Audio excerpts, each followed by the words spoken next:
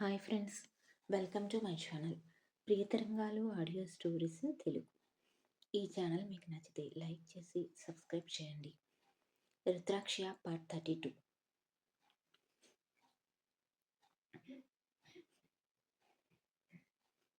జరిగింది విన్న తర్వాత ఎవరి బాధ వారిది అనిపిస్తుంది అందరికీ.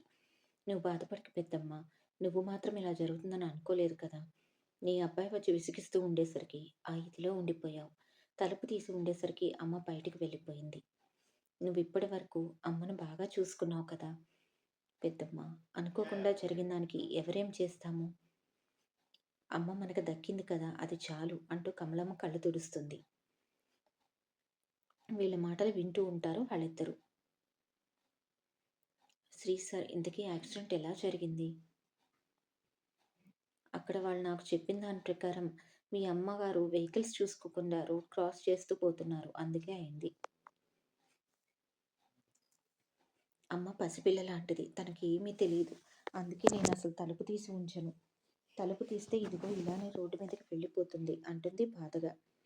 యాక్సిడెంట్ చేసి కనీసం ఆపకుండా వెళ్ళిపోయిన వాళ్ళ మీద కోపం వచ్చేసింది అనూప్కి. మొబైల్ తీసుకొని పక్కకు వచ్చి వివేక్ కాల్ చేస్తాడు.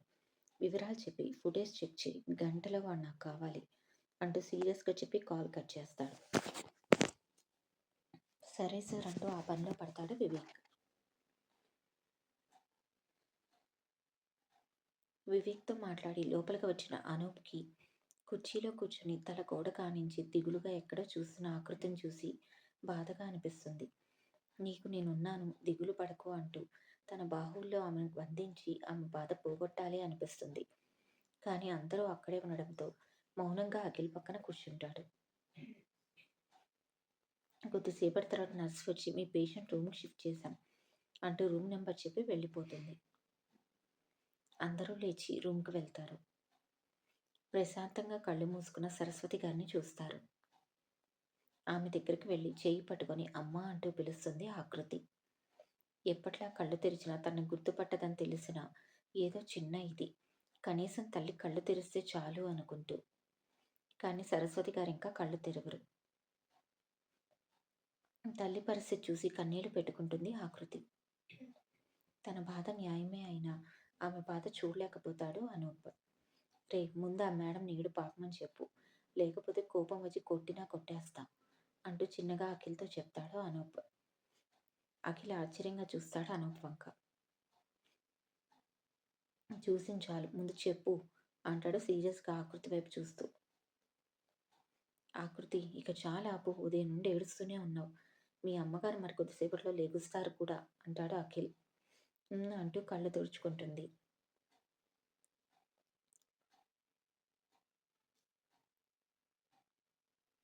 అప్పటికే సాయంత్రం అయిపోవడంతో అనూప్ వాళ్ళ వైపు చూస్తుంది. సార్, మీరు ఇక వెళ్ళండి. మార్నింగ్ నుండి ఇక్కడే ఉన్నారు కదా, మీ బట్టలు కూడా బ్లడ్ మార్కులు ఉన్నాయి కదా అంటుంది. జాగ్రత్తగా చూసుకుంటావుగా అంటూ అడుగుతాడు అనూప్. సార్, మీకు మరోసారి థ్యాంక్స్ చెప్తున్నాను. నీ థ్యాంక్స్ నీ దగ్గర అట్టు పెట్టుకో, నాకు అవసరం లేదు అంటూ చెప్పగానే చిన్నగా మూతి ముడుస్తుంది ఆకృతి. మరి సరే, మరి మేము బయలుదేరుతాం అంటూ చెప్పి అఖిల్ వైపు చూస్తాడు. ఇద్దరు బయటికి నడుస్తారు. వాళ్ళ వెనకే బయటికి వస్తుంది ఆకృతి. నువ్వు వెళ్ళి కారు తీరా, నేను వస్తున్నా అని చెప్పడంతో ఇద్దరి వైపు ఒకసారి చూసి సరే అంటూ వెళ్ళిపోతాడు అఖిల్. అఖిల్ అటు వెళ్ళగానే తన పర్సులో నుండి కొంత మనీ తీసి ఆకృతి చేయి అందుకొని ఆమె చేతుల్లో పెడతాడు. వాటి వైపు చూసి కంగారుగా అనూప్ వైపు చూసి నాకొద్దు శ్రీ సార్ అంటుంది.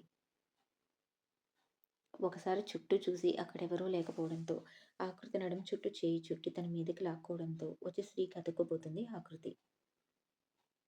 షాక్తో అలానే కళ్ళు పెద్దవి చేసి చూస్తూ ఉంటుంది. నడుము మీద పట్టు పెంచి షాక్ అయిన ఆమెని నార్మల్కి తీసుకువస్తారు. చురుక్కుమన్న నొప్పికి తేరుకుని శ్రీ వైపు చూస్తూ ఉంటుంది. నేను ఇస్తున్నాను, నువ్వు తీసుకోవాలి, అంతే, ఎదురు చెప్పకు, అర్థమైందా అంటూ ఆమె కళ్ళలోకి చూస్తూ చెప్తాడు. అనూప్ కళ్ళలో ఏదో తెలియని భావం ఆమె మనసును కట్టిపడేస్తుంది. వెంటనే అలాగే అంటుంది. చిన్నగా నవ్వి గుడ్ గర్ల్ అంటూ ఆమె చెంప తడతాడు. ఈ డబ్బులు నీకు అవసరమైతే ఉంటాయని ఇచ్చాను అంతే, బిల్ కోసం కాదు. బిల్ ఇక నుండి నాకు వస్తుంది, నీకెవ్వరు ఇవ్వరు. మీ అమ్మకి కావాల్సిన ఫుడ్ హాస్పిటల్ వాళ్ళే చూసుకుంటారు. అలాగే మీకు కావాల్సిన ఫుడ్ కూడా వాళ్ళే టైంకి తెచ్చిస్తారు.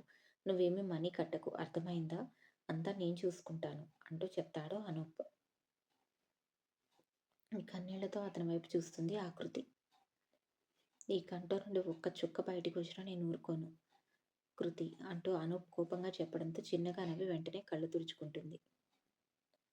సరే మరి జాగ్రత్త అంటూ ఆమెకు దూరంగా జరిగి అక్కడి నుండి వెళ్ళిపోతాడు. అనూప్ బయటికి రాగానే అఖిల్ కారు తీసుకువచ్చి అతని ముందు ఆపుతాడు.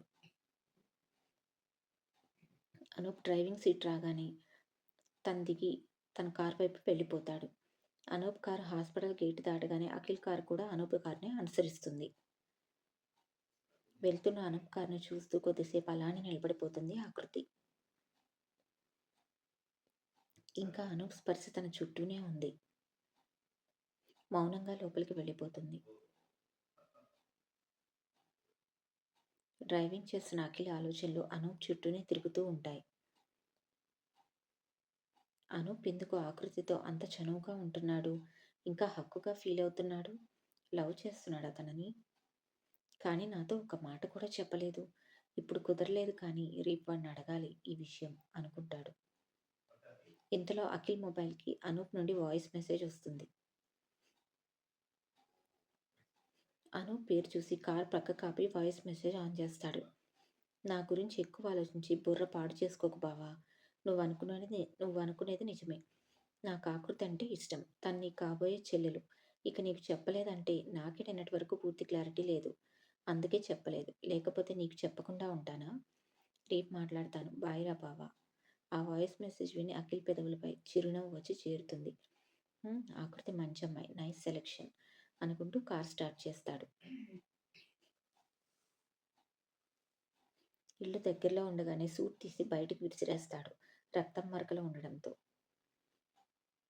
షర్ట్ వైపు చూస్తాడు. షర్టు కూడా ఉండడంతో దేవుడా ఇప్పుడెలా? నా అంజు డార్లింగ్ ఇది చూస్తే శోకాలు పెడుతుందిగా అనుకుంటూ లోపలికి అడుగు పెడతాడు. తల్లి చూడకుండా తన రూమ్కి వెళ్ళిపోవాలి అనుకుంటూ పిల్లిలా లోపలికి అడుగు పెడతాడు అనూప్. అప్పుడే కిచెన్లో నుండి హాల్లోకి వస్తున్న అంజలి కొడుకు షర్టుకున్న బ్లడ్ మార్కలు చూసి చేతిలో కప్పు వదిలేస్తుంది. అది కింద పడి చేసిన శబ్దానికి అటువైపు చూసిన అనూప్ తల్లిని చూసి అనుకున్నదంతా అయింది. అంజు డార్లింగ్ చూసేసింది అనుకుంటూ లోపలికి వస్తాడు. కన్నా ఆ రక్తపు మరకలేంటి అంటూ పరుగున వచ్చి తడిమి తడిమి చూస్తుంది. వెంటనే కొడుక్కి ఏమైనా దెబ్బ తగిలిందేమో అని ఏడ్చేస్తుంది. అమ్మా అమ్మ ఒకసారి నా మాట విను అంటూ తల్లిని సోఫాలో కూర్చోబెడతాడు. అప్పటికి భరత్ గారు అర్పిత ఇంకా ఎవరూ రాలేదు. అమ్మ నాకు నిజంగా ఏమీ కాలేదు. ఈ రక్తం నాది కాదు. ఆ మాటలు నమ్మశక్యం కాక కొడుకు వైపు చూస్తుంది. నిజం అంజు బంగారం, నీ కొడుకు నీకు ఎప్పుడైనా అబద్ధం చెప్పాడా? కావాలంటే చూడు అంటూ షర్ట్ విప్పేస్తాడు. కొడుకు శరీరం మీద ఎక్కడా గాయం కనపడకపోవడంతో ప్రశాంతంగా ఫీల్ అవుతుంది. మరి ఈ రక్తం? దారిలో ఒక యాక్సిడెంట్ అయింది. వాళ్ళని నేను ఎత్తుకుని నా కారులోనే హాస్పిటల్కి తీసుకువెళ్ళాను. అప్పుడు అంటుకున్న రక్తం ఇది. సరేనా, నువ్వు ఇక కంగారు పడకు, నేను ఫ్రెష్ అయ్యి వస్తా అంటూ పైకి వెళ్ళిపోతాడు అనూప్. పోనీలే వాడికి ఏం కాలేదు అనుకుంటూ కొడుక్కి ఏమైనా పెట్టాలని కిచెన్లోకి వెళ్తుంది. షర్ట్ తీసేసి వాష్రూమ్కి వెళ్ళిపోతాడు అనూప్. శుభ్రంగా స్నానం చేసి ఫ్రెష్ బట్టలు వేసుకొని కిందికి వస్తాడు. అప్పటికే అందరూ వచ్చేసి ఉంటారు. కొద్దిసేపు అందరితో కబుర్లు చెప్తాడు. ఎవరితో ఎంత మాట్లాడుతున్నా కృతి ఒక్కటి అక్కడ ఎలా మేనేజ్ చేస్తుందో అన్న ఆలోచన అతన్ని వదలడం లేదు. ఇందులో వివేక్ కాల్ చేస్తాడు పని అయిపోయిందని. సరే నేను వస్తున్నానని చెప్పి పని ఉంది బయటికి వెళ్తున్నానని వెళ్ళిపోతాడు. తన ఫామ్ హౌస్కి చేరుకుంటాడు. అప్పటికే అక్కడికి అజయ్ కూడా వచ్చేస్తాడు. ఇద్దరూ లోపలికి వెళ్తారు. ఒక అబ్బాయి అక్కడ భయంగా కూర్చొని ఉంటాడు. ఒక 25 ఏళ్ల వయసు ఉంటుందేమో. వెళ్ళి వాడు ఎదురుగా కూర్చుంటాడు అనూప్. యాక్సిడెంట్ ఎందుకు చేశావురా అంటూ అడుగుతాడు కోపంగా అనూప్. సార్ నేను కావాలని చేయలేదు. ఆవిడే రోడ్డు మధ్యలోకి సడన్గా వచ్చేసింది. అప్పటికప్పుడు బ్రేక్ పడలేదు, అందుకే హిట్ అయింది అంటాడు భయపడుతూ. అనూప్ లేచి ఆపకుండా వరుసగా కోటింగ్ ఇస్తాడు. సార్ ప్లీజ్ అంటూ అతను వేడకుండా వినకుండా ఫుల్లుగా కొట్టేస్తాడు. గాయాలతో వాడు కళ్ళు మూస్తూ తెరుస్తూ చూస్తూ ఉంటాడు. ఇప్పుడు నిన్నెందుకు కొట్టానో తెలుసారా? అతను నీరసంగా అలానే చూస్తూ ఉంటాడు అనూప్ మాటలకి. నేను కూడా ఫుటేజ్ చూశాను. నీ తప్పు లేదు. ఆవిడ రూట్‌కి అడ్డంగా వచ్చింది. చూసుకోలేదు. ఆవిడ కంటే మతిస్థిమితం లేదు. నీ బుద్ధేమైంది? పొరపాటున యాక్సిడెంట్ చేసిన వాడివి అలాగే వెళ్ళిపోతావా? నువ్వు యాక్సిడెంట్ చేసిన మనిషి ఎలా ఉన్నారో చూసుకోవా? వాళ్ళని వెంటనే హాస్పిటల్‌కి తీసుకువెళ్ళాలి అని మినిమమ్ జ్ఞానం లేదా? అలా ఎలా వాళ్ళని వదిలేసి పారిపోతావు? అక్కడ నీ కుటుంబానికి చెందిన వాళ్ళుంటే అలాగే వదిలేసి వెళ్ళిపోతావా? పక్కన వాళ్ళ ప్రాణాలు అంత తేలిగ్గా ఉన్నాయా? అంటూ మరోసారి పీకగానే వాడు స్పృహ తప్పుతాడు. వీడిని మాత్రమైనా వదిలేశాను అంటే ఆవిడ ప్రాణాలతో ఉంది కనుకనే అంటూ అజయ్ వైపు తిరిగి వీడిని తీసుకెళ్లి నీ పోలీస్ కోటాలో కేసు ఫైల్ చేయకుండా మరోసారి కుమ్మేసి అప్పటికి బయటికి వదులు అని చెప్పి అనూప్ ఇంటికి బయలుదేరుతాడు. అనూప్ వాళ్ళు కేసు ఏమీ ఫైల్ చేయలేదు కనుక అనూప్ చెప్పినట్లుగా ఒక కోటింగ్ ఇచ్చి పంపిద్దామని తనతో పాటు కారులో పడేసి తీసుకువెళ్ళిపోతాడు అజయ్. ఇంటి దారి పడుతుండగా ఆకృతి గుర్తుకు వస్తుంది. ఒక్కతే ఎలా ఉంటుందో అనుకుంటూ కార్ పక్కకు తీసి తండ్రికి కాల్ చేసి అసలు విషయం చెప్పి నేను హాస్పిటల్‌కి వెళ్తున్నాను. మార్నింగ్ వస్తాను. అమ్మకి ఏదో ఒకటి చెప్పు డాడ్. వీలైనంత తొందరలో అమ్మకి నిజం చెప్తాను అంటూ చెప్పి ఆయన ఓకే అనడంతో కాల్ కట్ చేస్తాడు. కారు హాస్పిటల్ వైపు తిప్పుతాడు.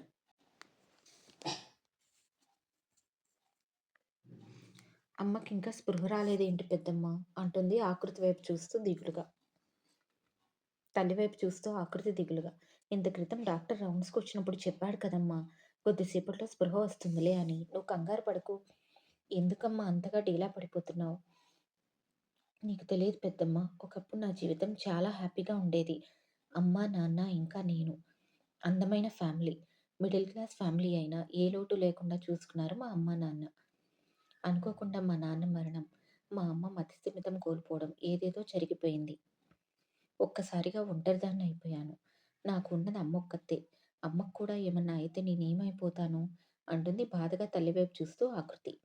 ఎప్పుడు చూసినా నెగెటివ్‌గానే ఆలోచిస్తావా? అన్న వాయిస్ విని గుమ్మం వైపు చూస్తుంది. అక్కడ అనూప్‌ని చూసి షాక్ అవుతుంది. ఈ టైంలో అతను రావడం నిజంగా ఆమెకు ఆశ్చర్యమే. అంతలోనే తన కోసమే వచ్చాడు అని అనుకోగానే ఏదో తెలియని ఆనందం. సార్ మీరు ఇక్కడ? అది కూడా ఈ టైంలో? ఏం రాకూడదా? అలా కాదు సార్ మామూలుగానే అడిగాను. ఈ టైంలో ఇంటి దగ్గర ఉంటారు కదా! మీరు హాస్పిటల్‌కి వచ్చేసరికి ఏమైనా పని ఉండి ఇటువైపుగా వచ్చారా అంటూ అడుగుతుంది. లేదు. ఇంటికి వెళ్లి ఫ్రెష్ అయ్యి ఇక్కడికి రావాలనే వచ్చాను. పని ఉండి రాలేదు.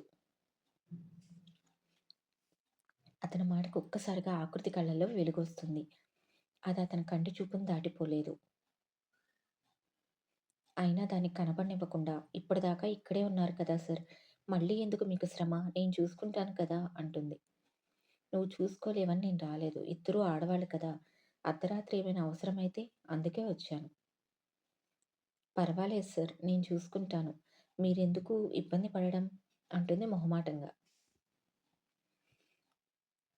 అనూప్ ఒక చూపు చూస్తాడు. ఆ చూపు దెబ్బకు సైలెంట్ అయిపోతుంది ఆకృతి. ఎలా ఉంది మీ అమ్మగారికి? అంటూ లోపలికి వస్తాడు. అలానే ఉంది సార్. ఇంకా స్పృహ రాలేదు అంటుంది బాధగా ఆకృతి. కొద్దిసేపట్లో వస్తుందని ఇప్పుడే కదా మాట్లాడుకుంటున్నారు మీరు. అంత దిగులు పడిపోతే ఎలా? వెయిట్ చెయ్యి. స్పృహ వస్తుందిలే. ఇంతకీ మీరు భోజనం చేశారా? భోజనం వచ్చి చాలా సేపయింది బాబు. ఆకృతి తిననంటోంది. ఆకలి లేదు అంటుంది అని చెప్పేసింది కమలమ్మ. ఆకృతి వైపు చూస్తాడు. మౌనంగా తలదించుకుంటుంది.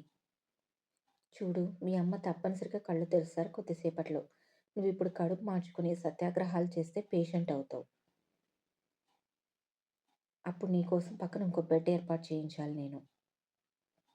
నువ్వు తినకపోయేసరికి ఆవిడ కూడా తినట్లేదు. ఆమె ఇంకా పెద్దావిడ. నువ్వు ఆకలికి ఉండగలవు గానీ ఆవిడ ఉండలేరు కదా! నోరు మూసుకొని భోజనం చెయ్యి. తను కూడా తినేస్తారు. మీరు భోజనం చేసేసరికి మీ అమ్మగారు కూడా లెగుస్తారేమో! ఇక అనూప్ మాట కాదనలేక సరే అంటూ భోజనం పెట్టిన టేబుల్ వైపు వెళ్తుంది ఆకృతి. కమలమ్మ కూడా అనుసరిస్తుంది. కమలమ్మకు పెట్టి తను కూడా పెట్టుకోబోతూ అనూప్ వైపు చూస్తుంది. తను మొబైల్ చూసుకుంటూ ఉంటాడు. "సార్ మీరు భోజనం చేశారా?" "ఇంకా లేదు. ఆకలిగా లేదు. మీరు కానివ్వండి." "నువ్వు తిను పెద్దమ్మా" అంటూ కమలమ్మకు పెట్టి వేరే ప్లేట్‌లో భోజనం పెట్టుకొని తీసుకెళ్ళి అనూప్ ముందు పెడుతుంది. కమలమ్మ అంతా గమనిస్తూనే ఉంటుంది. ఆకృతి ఆఫీస్ హెడ్ అయ్యుండి రాత్రి టైంలో కూడా ఆకృతికి ఇబ్బంది కలగకుండా తోడుగా ఉందాము అని వచ్చాడంటేనే అతనికి ఆకృతి అంటే ఎంత ఇష్టమో ఆమె అనుభవం చెప్పేస్తుంది. చాలా హ్యాపీగా అనిపిస్తుంది ఆమెకి. ఎందుకంటే ఆకృతికి ఇంత మంచివాడు జత కాబోతున్నందుకు. ఇంకా ఆకృతి జీవితం ఒక దారిలో పడుతున్నందుకు. వాళ్ళిద్దరూ పెళ్లి చేసుకొని పిల్లా పాపలతో నిండు నూరేళ్లు చల్లగా ఉండాలని మనస్ఫూర్తిగా కోరుకుంటుంది. ఆ మాటలకు సమాధానంగా శివాలయంలో గంటలు శ్రావ్యంగా మోగుతాయి. గుడి బయట చెట్టు కింద ఉన్న స్వామీజీ ఈ సమయంలో రుద్రదేవుడు గంటలెందుకు మోగిస్తున్నారు అనుకుంటూ మూసి ఉన్న ఆలయం వైపు ఒకసారి చూస్తారు. దానికి కారణం ఏమిటా అని క్షణం పాటు కళ్ళు మూసుకుంటారు. అప్పుడే కమలమ్మ దేవుణ్ణి కోరుకున్నది చూస్తారు దివ్యదృష్టిలో. అతను చిరునవ్వుతో కళ్ళు తెరుస్తారు. రుద్రదేవా, మీకు తెలియని విషయమా? రానున్నది గడ్డుకాలం. ఇద్దరూ ఎలా ఎదుర్కొంటారో అతను చేయవలసింది చాలా ఉంది. దానికి ఆమె సహకారం కూడా అప్పుడప్పుడు అవసరమవుతుంది. కానీ వారిద్దరూ ఒకటయ్యే క్షణం ఇంకా వచ్చినట్లు లేదు. కాలం చాలా పరీక్షల్ని వాళ్ళ కోసం సిద్ధం చేస్తోంది. మనసులు దగ్గరవుతున్నా గమ్యం మాత్రం ఇంకా దూరమే.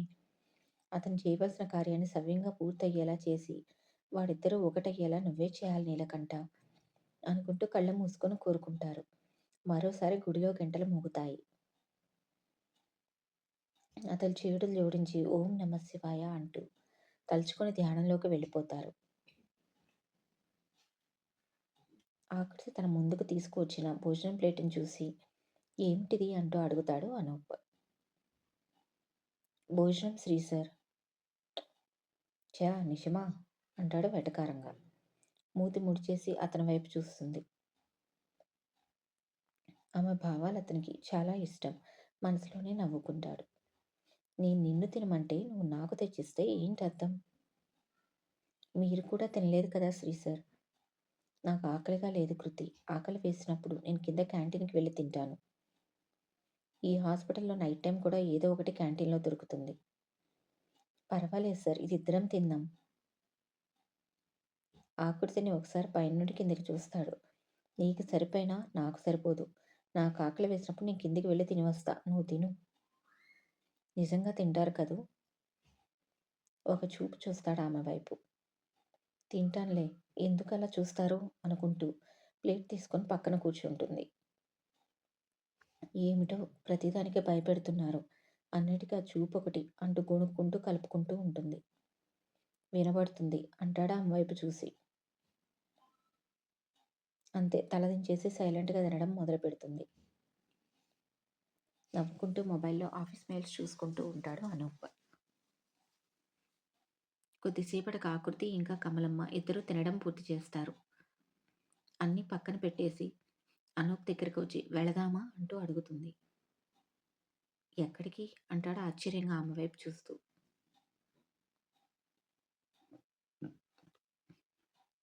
ఇప్పటికే చాలా టైం అయింది. మేము కూడా తినేసాం. పదండి క్యాంటీన్‌కి వెళ్దాం. లేటుగా తినకూడదు. నేను మీకు కంపెనీ ఇస్తాను అంటుంది. ఆకృతి కేరింగ్ ప్రతి క్షణం తన తల్లినే గుర్తు చేస్తుంది అనూప్‌కి. బహుశా అందుకే ఆమెకు అంత తొందరగా కనెక్ట్ అయ్యాడేమో. నీకెంత చెప్పినా కృతి వినదు అని చెప్పి లెగుస్తాడు తినడానికి వెళ్ళడానికి. పెద్దమ్మ సార్ భోజనం చేయాలి కదా! మేము కిందన ఉన్న క్యాంటీన్‌కి వెళ్ళి వస్తాం. అమ్మని జాగ్రత్తగా చూసుకో. ఏమైనా అవసరమైతే శ్రీ సార్ మొబైల్‌కి కాల్ చెయి అంటూ తన మొబైల్‌లో అనూప్ నెంబర్ చూపించి మొబైల్‌ని కమలమ్మ చేతికి ఇస్తుంది. నువ్వు కంగారు పడకమ్మా! అమ్మని నేను జాగ్రత్తగా అనడంతో ఇద్దరూ క్యాంటీన్‌కి బయలుదేరతారు. తనకి చపాతీ ఇంకా కర్రీ, ఆకృతికి జ్యూస్ ఆర్డర్ ఇచ్చి వచ్చి కూర్చుంటాడు అనూప్. మొదటిసారి అతన్ని సూట్‌లో కాకుండా ఇలా నార్మల్ టీ షర్ట్ ఇంకా జీన్స్‌లో చూడటం.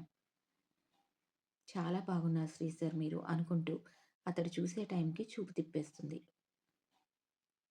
అయినా ఈ టైంలో హ్యాపీగా ఇంట్లో పడుకునేవారు కదా! మీకెందుకు ఈ ఇబ్బంది? నేను చూసుకునేదాన్ని కదా శ్రీ సార్.